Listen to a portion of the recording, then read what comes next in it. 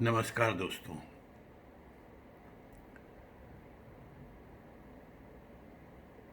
आज विनोद दास जी की एक कविता पढ़ते हैं। विनोद जी ने इस कविता का शीर्षक दिया है सिपाही।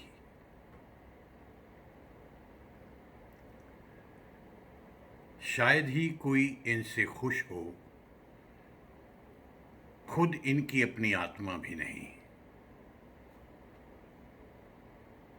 शायद ही कोई इनसे खुश हो, खुद इनकी अपनी आत्मा भी नहीं। घर में पत्नी नाखुश और बाहर पंसारी, जो उनकी बीवी को उधार देते देते आ गया है आजिज़। घर में पत्नी नाखुश और बाहर पंसारी, जो उनकी बीवी को उधार देते देते आ गया है आजिज़। सबको इनसे शिकायत है, किसी को कम और किसी को ज़्यादा। सबको इनसे शिकायत है, किसी को कम किसी को ज़्यादा। इन्हें देखकर वो भी बना लेते हैं अपना विकृत चेहरा, जिनका कभी इनसे साबका नहीं पड़ा, और वे भी जिनके संतानों को इन्होंने फिरौती बाजों से बचाया।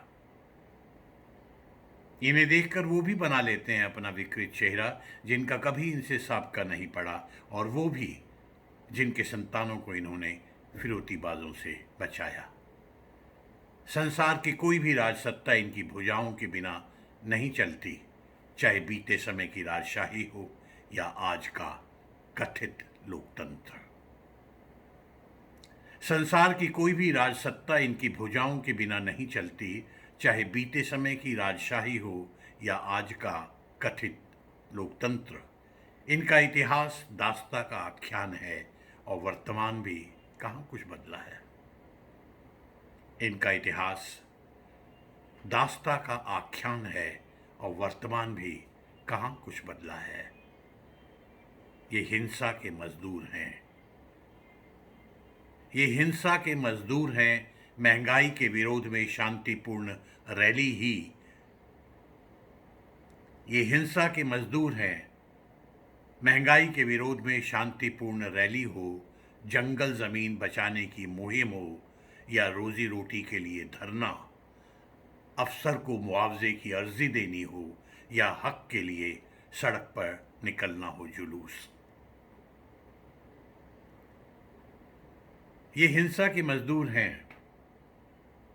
महंगाई के विरोध में शांतिपूर्ण रैली हो, जंगल ज़मीन बचाने की मुहिम हो, या रोजी रोटी के लिए धरना, अफसर को मुआवजे की अर्जी देनी हो, या अपने हक के लिए सड़क पर निकलना हो जुलूस।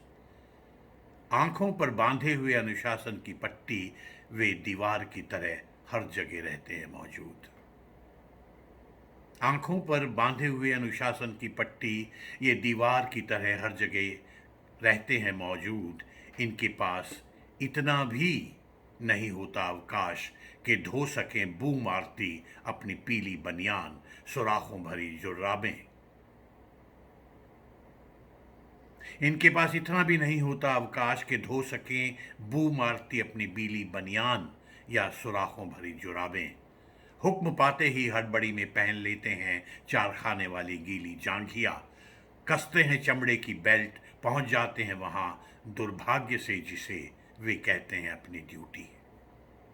पहुंच जाते हैं वहां दुर्भाग्य से जिसे कहते हैं वे अपनी ड्यूटी। ड्यूटी की हथकड़ियों में बंधे हुए चलाते हैं गोली डंडा, मारते हैं पानी की बौछार, छोड़ते हैं गैस आंसू। ड्यूटी की हथकड़ियों में बंधे हुए चलाते हैं गोली डंडा, मारते हैं पानी की बौछार, छोड़ते हैं आंसू गैस। वे ड्यूटी पर थके हुए जाते हैं और थके हुए लौटते हैं घर।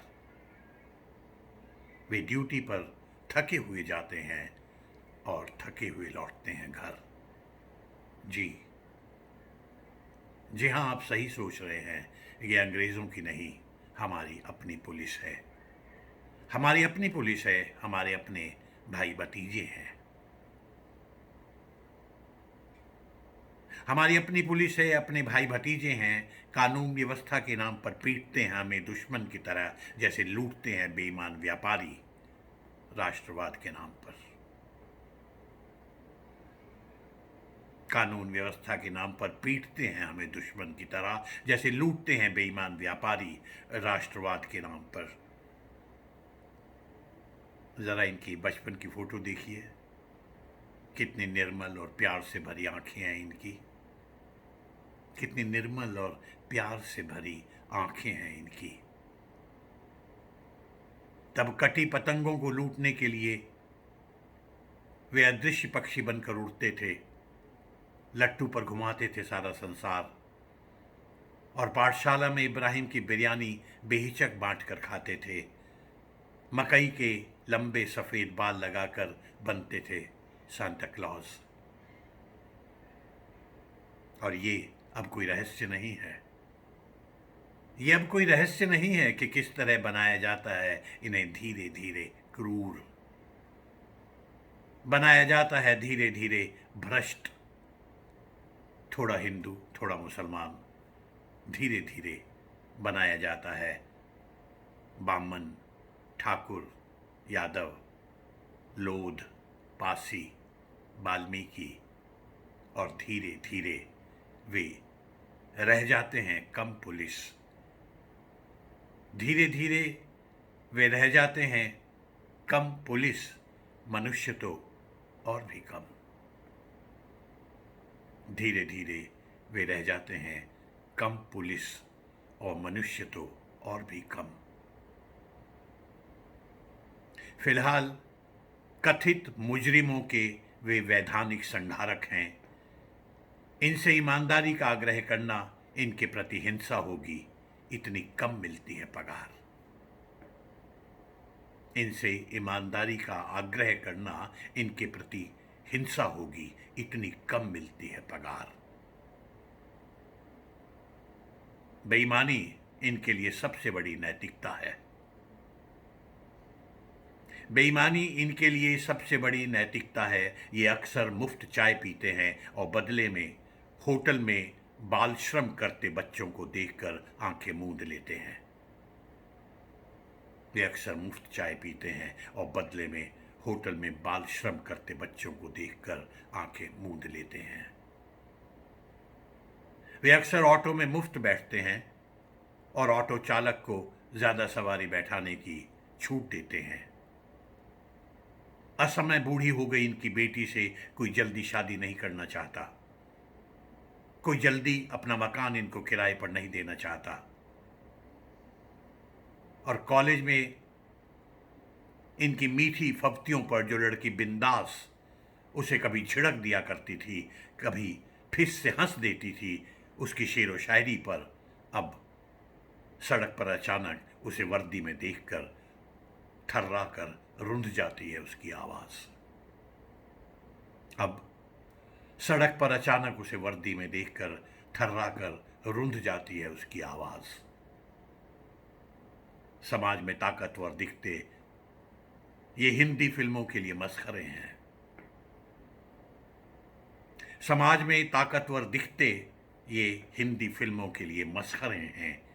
इनके लिए प्रणय एक बुरा सपना है, जैसे कर्फ्यू में नमक। इनके लिए प्रणय एक बुरा सपना है, जैसे कर्फ्यू में नमक। स्त्रियों के सपने में वे आते हैं डर की तरह। स्त्रियों के सपनों में वे आते हैं डर की तरह, और जीभ की तरह पैंट से निकली बाहर कमीज और बढ़ी तोंद से कमीज के खुले बटनों के लिए इनके परिष्कार की चर्चा कागजों पर खूब होती है। जीभ की तरह पैंट से निकली बाहर कमीज और बढ़ी तोंद से कमीज के खुले बटनों के लिए इनके परिष्कार की चर्चा कागजों पर खूब होती है। हालांकि सत्ता के लिए ये बारहा स्थगित काम है। शासकों की सामंती दुनिया में झूठा आश्वासन ही उनका कथ्य है और भाषा से खेलना शिल्प। शासकों की सामंती दुनिया में झूठा आश्वासन ही उनका कथ्य है और भाषा से खेलना शिल्प। उनके लिए ये जाले भरी किसी गंदी बैरक में खूंटी पर टंगी एक पुरानी खाकी वर्दी है, जिस पर जमी धूल दंगों के बाद कचहरी में संविधान की किताब की तरह कभी कभी झाड़ ली जाती है। शासकों के लिए ये जाले भरी किसी गंदी बैरक में खूंटी पर टंगी एक पुरानी खाकी वर्दी है, जिस पर जमी धूल दंगों के बाद कचहरी में संविधान की किताब की तरह कभी कभी झाड़ ली जाती है।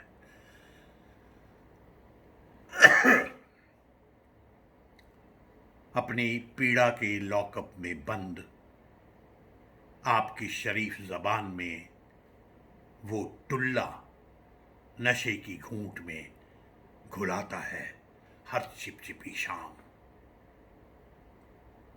अपनी पीड़ा के लॉकअप में बंद आपकी शरीफ जबान में वो टुल्ला नशे की घूंट में घुलाता है हर चिपचिपी शाम। अपनी आत्मा पर लदा अपराध बोध और सौगात में मिली दिन भर की घृणा और बेहिसाब डंक।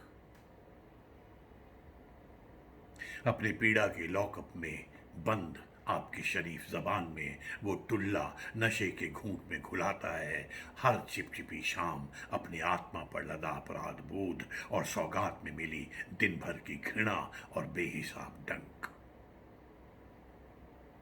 लड़खड़ाते हुए बेसुरी आवाज में गुनगुनाता है पुरानी फिल्म का कोई उदास गाना और घुर घुर करते पंखे के नीचे सो जाता है बेसुध, कमर झुकी बीवी के बगल में मौत की तरह। लड़खड़ाते हुए बेसुरी आवाज में गुनगुनाता है पुरानी फिल्म का कोई उदास गाना और घुर घुर करते पंखे के नीचे सो जाता है बेसुध, कमर झुकी बीवी के बगल में मौत की तरह। अपने बेरोजगार बेटे के लिए गालियां ही उसका प्यार है। अपने बेरोजगार बेटे के लिए गालियां ही उसका प्यार है। और अगरचे रोजगार के रेगिस्तान में जब उसका बेटा भरता है सिपाही भर्ती का फॉर्म, वो चिंदी चिंदी कर उसे उड़ा देता है खिड़की के बाहर खुले में, खुली हवा में। अगरचे रोजगार के रेगिस्तान में जब उसका बेटा भरता है सिपाही भर्ती का फॉर्म, वो चिंदी चिंदी कर उसे उड़ा देता है खिड़की के बाहर खुली हवा में। धन्यवाद।